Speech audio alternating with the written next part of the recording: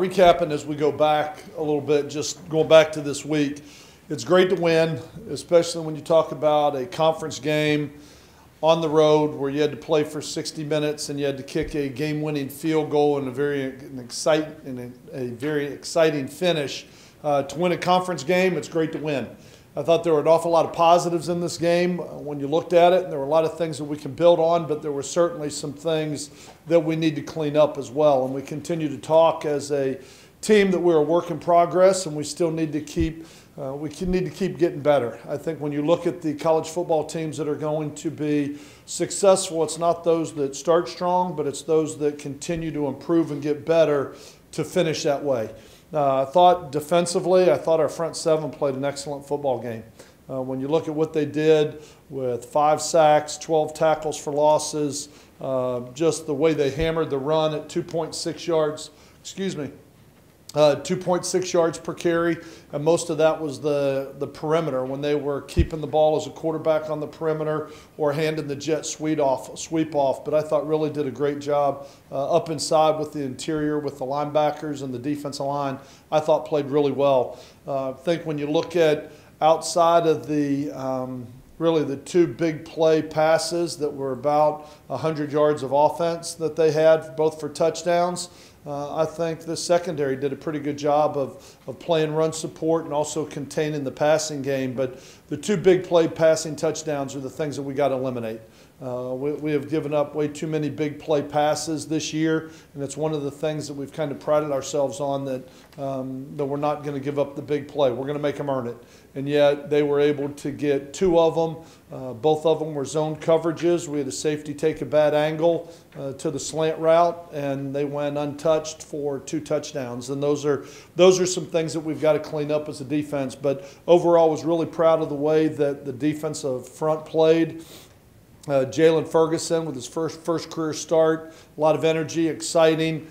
He is a very talented young man. Just to have the opportunity that he got, I think he made the most of it for sure. And Vontarius Dora and Vernon Butler and Aaron Brown continued to play solid, along with really the 4 main linebackers right now. When you look at Nick Thomason, Bo Feet, C.J. Cleveland, and Lloyd Grogan and the way they played. So I think there's a lot of good things going on with our front seven. We've been able to stay relatively healthy. And those guys, I think, right now are just progressing and developing, and we need to continue to build our depth. On the offensive side of the ball, I thought it was another solid performance with our quarterback. I thought Jeff Driscoll played a really solid football game. We gave him the ball 44 times and asked him to throw it. I think he did a really nice job of that. I think he was like 28 of 44 for 350 yards. Led 2 2-minute drives down the field, the one at the end of the half with about a minute to go down to put the ball in the end zone, and then obviously the one at the end of the game where we were able to go down and get the game-winning field goal. I thought Jeff played really solid. He's really starting to feel comfortable with the receivers. I think Carlos Henderson, the way Carlos played, Cameron McKnight made another big play for us, had 4 big catches, but I think Trent Taylor is really becoming a comfort level right now for Jeff. When you look at Trent Taylor, he gets open and he catches the ball. For a quarterback, that's a pretty good combination, kind of what you're looking for to throw the ball. And I think those guys right now are really starting to build some pretty good chemistry with Trent, Carlos, Cam, and Jeff starting to feel more and more comfortable with those guys. Thought the offensive line had a big day for going up against the best, what I consider to be probably the best front we've played to this point. For them not giving up a sack and throwing the ball 44 times. I thought they really did a nice job up front, especially when you look at Mahaffey and the 2 tackles and Brown and Danielson. I thought really played well. And then Jared Kraft stepped in with his first, I don't know if it was career start, but it was definitely his first start this season. His second in his career. I thought he stepped in, did a nice job, ran for about 80 yards. We didn't ask him to do a lot, but I thought he protected the ball, and I thought he did a really nice job for us. So then on special teams, outside of the game-winning field goal, I thought we're okay. I mean, I didn't think it was great, but I certainly don't think it hurt us. And so I think there are a lot of positives in the game, but definitely some things that we can get better on, and some things that we can definitely build on. This week we get ready for Mississippi State. We get a chance to step out of the conference this week, which gives you a chance to kind of take a deep breath. You don't have the conference in front of you right now, and get ready for a non-conference game that very similar to how we prepared for Kansas State, and getting ready for that. This is a really good SEC team. They're 4-2 right now. They're big, they're powerful when you look at them, and they're very athletic, what you would expect from a Southeast Conference football team. I think they're having success. When you look at the success that they had last year, especially, they have one of the most heralded quarterbacks, or one of the more heralded quarterbacks in the country. When you look at what he's done, he's thrown 182 passes without an interception. He's big, he's strong, he can run, he can throw. They have a very big offensive line that's very athletic. They have two running backs that are very, very different. One is a big power runner, and the other one is a small scat back, slasher, space type player. And they can do a lot with those two different running backs. Receivers are tall, like you would expect. I think it's a very talented offensive football team when you look at it, but there's no doubt who makes the wheels on the bus go round, and that's the quarterback, who's a very, very talented player who I know is right down the road. But it's going to be a great challenge for our defense, and one that I think that our defense is really looking forward to. When you look at them on defense, they've got two guys that are projected first or second round draft picks up front on their defense. They've got their defensive line is very big, very athletic. Their linebackers are the same. They are built as an SEC West team. Linebackers are 240, 250 pounds. The D-line are all 300 pounds. They're tall, they're lean, they're athletic. They do a great job, and then they're very multiple, knowing that it's a Manny Diaz defense. You know you're going to get not just all that size and power, but you're going to get a scheme that's going to twist your head around a little bit. So it's kind of expect the unexpected going into this game with what we're going to see as an offensive football team. But I've got great respect for Manny and the job that he does from a defensive standpoint, and it'll be a great challenge for us on that side of the ball as well. But probably the biggest challenge of the day is going to be special teams. And I say that because you look at them right now, they've got a kick returner that is one of the better ones in the country. I think he's averaging 29 yards a return, which would be one of the best in the country if he had enough returns. And a punt returner that both are very explosive, excuse me, that have the opportunity to take a ball distance at any time. And I think our cover teams are really going to be challenged this week. They got a field goal kicker that hadn't missed yet. It's going to be a good challenge. I mean, you know, you look at all the positives. We're playing a really good football team, a really well-coached football team, but I know it's one that, with it being a neighboring state and being close, it's one that I know that our players are really excited about the opportunity to play in this game. Are you surprised at how well opponents have been able to rush against Mississippi State thus far? You know, when you look at LSU, who averaged 5 yards a carry, I think it was, and that's what they do. I mean, they turn and get in the eye and toss the ball to one of the best players in college football. But, you know, when you look at some of the others, when you start to look at them against Southern Miss, who I think averaged 2 or 3 yards a carry, I mean, there aren't a lot of people that have had huge success. I think really Texas A&M, Texas A&M averaged about 4 yards a carry, and I think LSU averaged 5. Other than that, I mean, I think they do a really good job, but they're just so big. I'd like to have a couple of the offensive linemen from Texas A&M and from LSU to be able to rush against this defense. But they will definitely pose challenges for you. But it's going to be interesting to see how the rest of the year plays out. But from what I've seen so far on film, I don't think anybody has consistently been able to get up and move the ball against them. So I guess more than anything, people are picking their poison and they're choosing to try to run the ball instead of throw the ball. Well, there's a lot that have. There are a lot that when you look at their schedule, really Texas A&M, I think, probably threw the ball more than they ran it. But, you know, you got Auburn that ran it more. LSU threw it 16 times against them, I believe it was. I mean, you've got a lot of people that are lining up and running the ball, but that's what they do. The other teams have kind of tried to spread them. And even when you look at, I think it was Northwestern State that averaged about 2 or 3 yards a carry, but they had, I think it was about an 80-yard run, you know, that split out of there, and outside of that, there wasn't a lot, or maybe it was Troy. There wasn't a lot to talk about. They weren't making first downs pounding the ball. Let me put it that way. Skip, you made the comment about the big play, and Blake did the same thing. So obviously, that's been a conversation you guys have had in your office a lot. And knowing Mississippi State, I think leads the SEC in 40-plus plays or 50 Right. nationally or something. What do you guys do to get that back on track? It's kind of We- difficult to practice. You know, stopping big plays. they call them safeties for a reason, you know, because they're the last line of defense. I mean, and when they miss a tackle or take a poor angle, and I think right now we've got to do a better job at safety. We had the first one, Xavier Woods, we were in a 3 deep, and Xavier Woods was in the middle and kind of came downhill where they had been throwing the ball to the tight end, and that slant got behind him. And on the other one, you've got a young guy in Cooper out there playing 2 deep who just took a bad angle on it. And we've got to continue to work it and corral it, but this is a big play offensive football team, and they've got a lot of time standing back there and a very talented quarterback who can do a lot of things for them. But we have got to stop giving up the big play defensively, because you look at that game Saturday and you can play a great defensive game, but you give up 2 plays like we did and 14 points goes on the board in a hurry, and all of a sudden you're in a tie football game. And that's where we've got to be able to do a better job with that. And that's where coming in and practice and taking angles and making sure that we're corralling the ball and not trying to knock the ball out in the back end is one of the biggest things that we need to do. Coach, you've been harping on special teams the last couple of weeks, but just to be able to have a kicker that you can rely on to hit that game winner, you know, ice in his veins, game on the line, how important is that to know that, because this is a couple of weeks now, Kansas State had a lot of clutch kicks, and obviously against UTSA. Jonathan has had a great year, and I know Jonathan is the conference player of the week, I believe, this week. Jonathan is playing with a lot of confidence right now.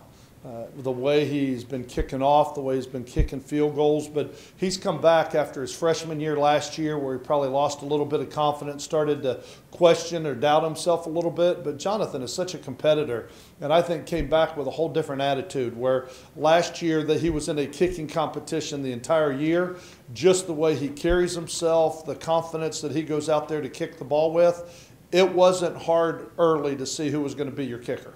I mean, really, when it's been a thing where I've really been impressed with the way Jonathan has grown, matured, gained. I mean, because confidence is something as a kicker, you got to bring yourself. You don't get it from your team. You don't get it. You get it from an inner confidence that you're going to go out. And he's got a swagger right now, and he's playing with a stinger, and he's got great confidence. And honestly, this is a good feeling as a coach, but I never even thought about him missing that kick. I mean, that never even entered my mind. Even with the long delay and what was going on, it was, we're either going to, you know, predicated on how this turns out. If we've got the ball, I may throw it in the end zone or do something like that if it's a first down. But it never even entered my mind that, wow, if we kick it, he may miss it, which is a good feeling to have that type of confidence. But it's all because of the way that he carries himself right now and the confidence he has in himself, and it's showing in the way that he's kicking. Between Kenneth having to miss the 4th quarter of the ULL game and then sitting out last game, I'm sure he's chomping at the bit to be able to get back out on the field. I think he is. I think he was chomping at the bit to get on the field Saturday. You know, last Saturday, probably the biggest cheerleader on the sideline. I even looked at him at one time, and he was running up and down the sideline and jumping and waving the towel. And I said, "Are you sure you're hurt?" I mean, just watching him run up and down that sideline, it was like, I think you can play. He goes, "I'll play if you want me to." I think he's such a competitor.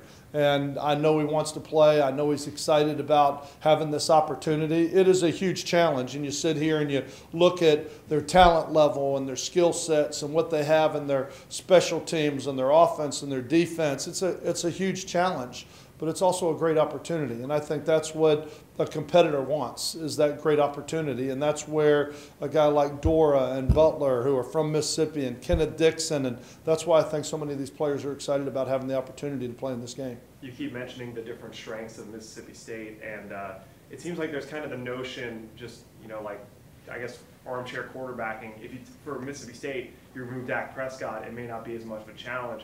But how much are you trying to get your team to realize, obviously there's more to this opponent than just their star quarterback? Yeah, I mean, if you took out Jeff Driscoll, we're not as much of a challenge either. And I think no matter what team you look at, when you've got a difference-making quarterback, he makes a difference. I mean, they make a difference. And Dak is the difference. But when you look at him, very good running backs, very tall receivers, big athletic offensive line, very good defensively, not just in their talent, but what they do schematically.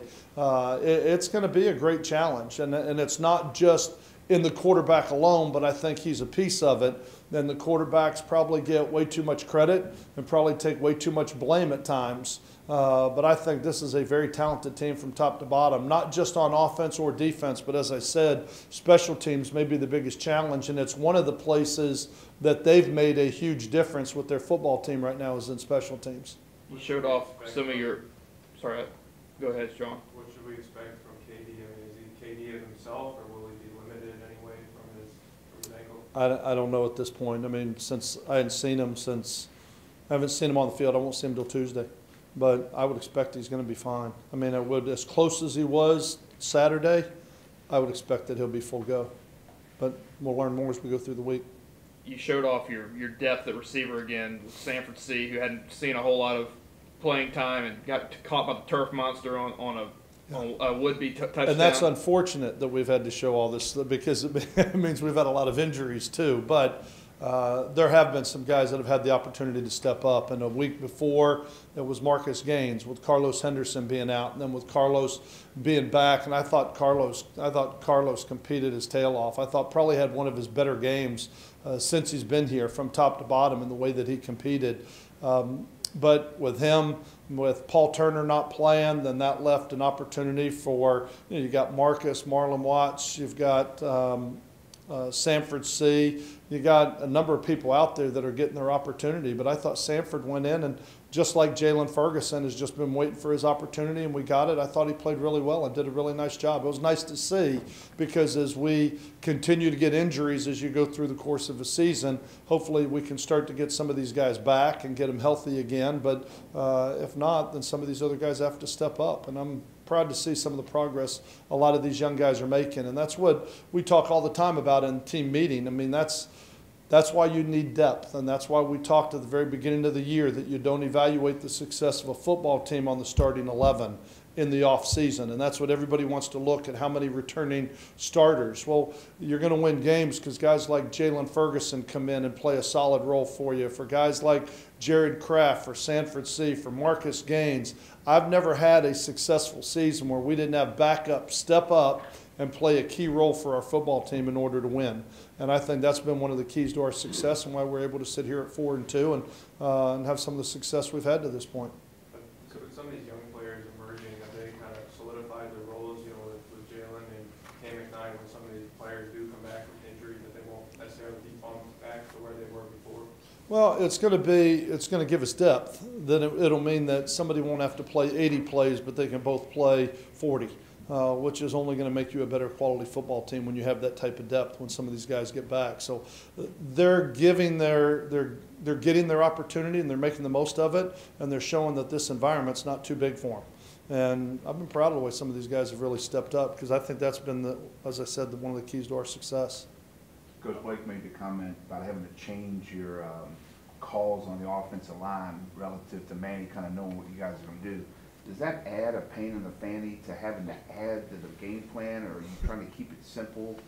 Well, you've got things like signals, signals that we used while he was here. And knowing your terminology and things like that. Yeah, those are kind of part of it. And I can remember when Charlie Strong was at South Carolina and left to go to Florida, and he was the D coordinator and had the same thing. And so we'd go in the off season and change all our signals and do a lot of that. But these are some things that we didn't start talking about this week. These are some things that we started with a while ago, but you got to be careful that you don't, in trying to hide everything that you're doing, you confuse your own players. We're not trying to reinvent the wheel. One of the advantages that we had with this football team coming back is everybody's in the same offense and the same defense for a second year in a row. So the last thing you want to do is change all your terminology. You just have to make sure that you do a little bit better job of hiding it when you communicate it. Was that situation you just mentioned, was that the following year at South Carolina? Excuse me? You just mentioned a situation you had at South Carolina. Was that the following year? He went to Florida, and then we had to play him. So this isn't new for you then? No. You've had some experience. Yes, in playing somebody that I had coached with for years before, yes. How much of the success do you, I think I asked this before, but the success you attribute to Manny? He's only here a year, but we can still see his footprint this year, even though he's not here. No, I said this before. Even knowing Manny was only going to be here a year, I would have hired him again. I think Manny did a great job here. I'm very grateful to him. It worked out for Louisiana Tech for this program, and it worked out for Manny Diaz.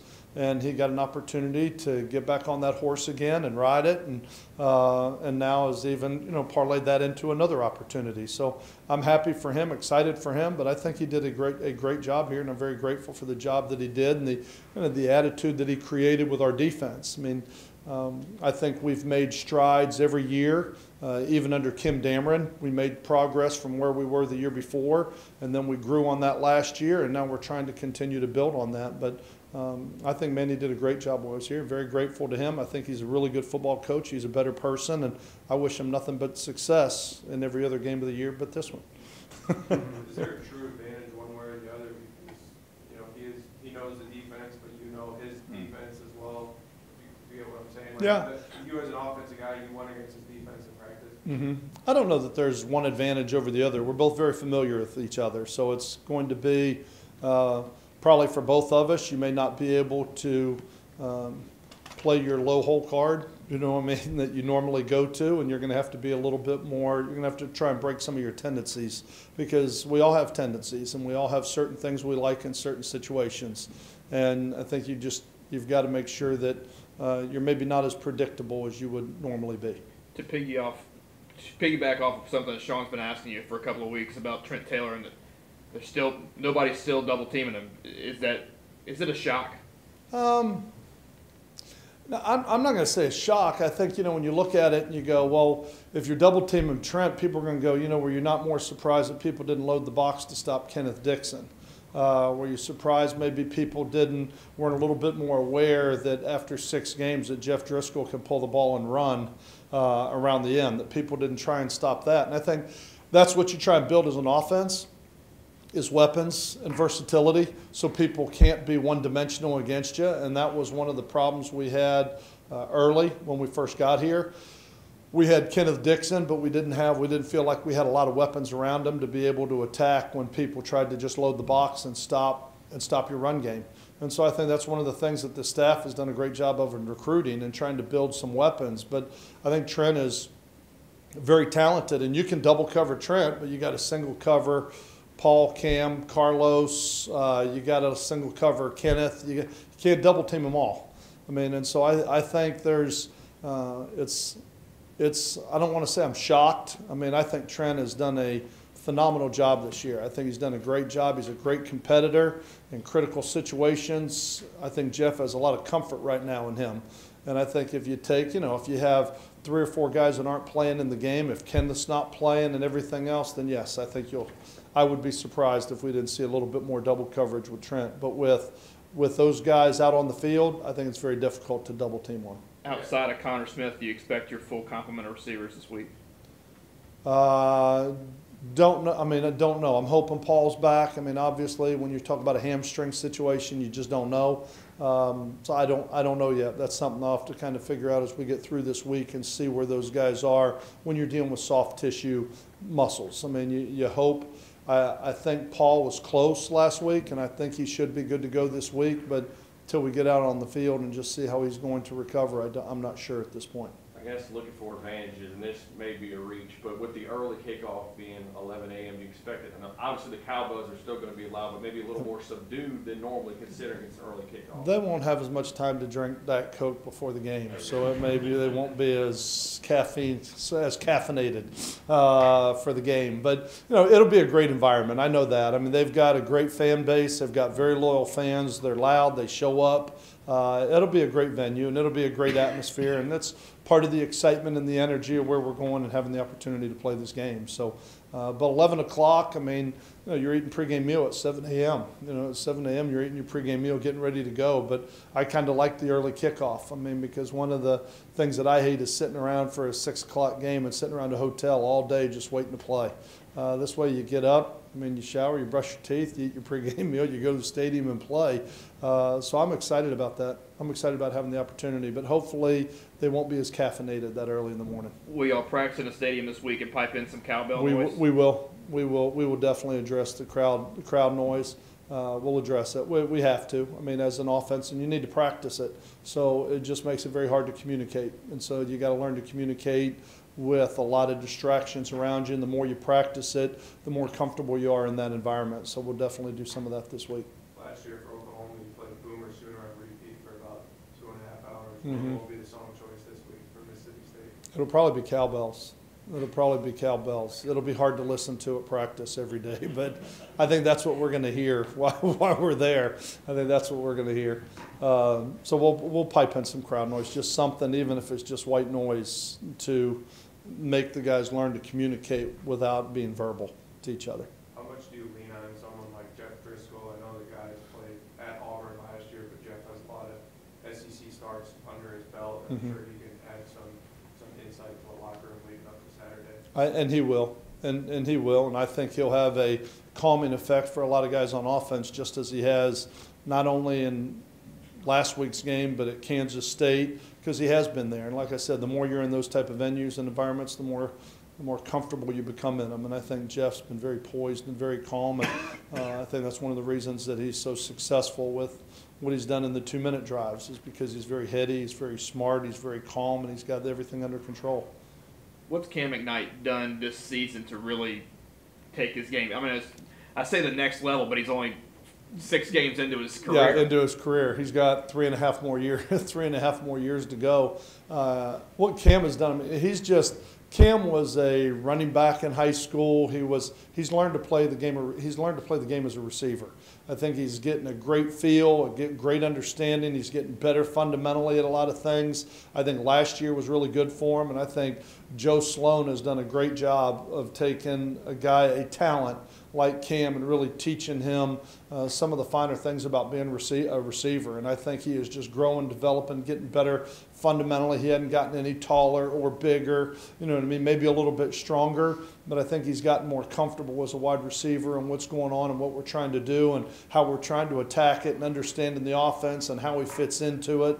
And I think it's been great to see a lot of these young guys, not just Cam, but a lot of these young guys grow up in this offense and in this defense a little bit. I look at Aaron Robertson and the way he's playing right now. I think as a special teams player, I think he's going to be one of those future stars. I mean, just watching him on the field, this venue isn't too big for him. Getting on the field, he shines in the light. You know, he doesn't hide in it. He really shines in it, and I've just seen, even though he hasn't had the opportunity to have that breakout performance, but I think he's a guy that's only going to get better and better, and he's going to be a huge star here, just like Cam. The more comfortable he feels, the more reps he gets. And there's a lot of these young guys that are having the opportunity this year with some of the injuries we've had. Have you sensed any eagerness with Blake or anything different? You just sitting here listening for 5 minutes talk about Mississippi State going up against man, you can tell that it means something to him as opposed to just any other game. I think for Blake, I mean, Manny was a mentor. Manny was the defensive coordinator when he was a graduate assistant, and then having the opportunity to kind of, I don't want to say grow up, but to grow into this defensive mindset, and I think learn so much that he did from Manny and the way Manny took him under his wing. I think this is it's going to be an exciting opportunity for Blake. It's not Blake versus Manny, you know, I mean, obviously, because they're both on the defensive sides of the ball, but I think he's excited about the challenge of standing across the field from a guy that he learned so much from and has so much respect for.